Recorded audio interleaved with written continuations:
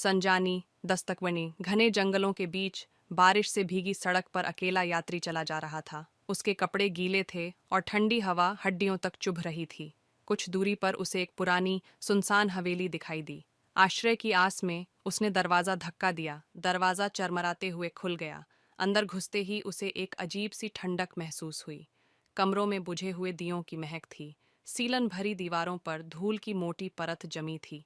उसने अपने गीले कपड़े झाड़े और एक कोने में बैठ गया। लेकिन जैसे ही घड़ी ने 12 बजाए, दरवाजे पर दस्तक हुई। ठक, ठक, ठक। यात्री ठिठक गया।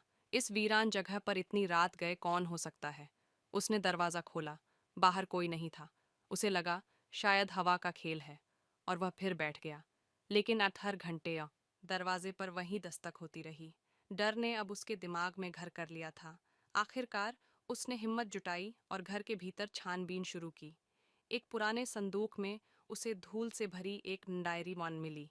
यह हवेली के पिछले मालिक की थी, जिसने यहाँ अतीत में एक निर्दोष यात्री की हत्या कर दी थी। उसकी आत्मा अब भी न्याय की प्रतीक्षा में थी। सच्चाई जानकर यात्री कांप उठा।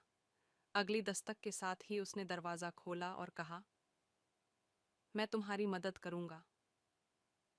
हवेली के अंदर अचानक हल्की रोशनी फैल गई और दस्तक हमेशा के लिए बंद हो गई।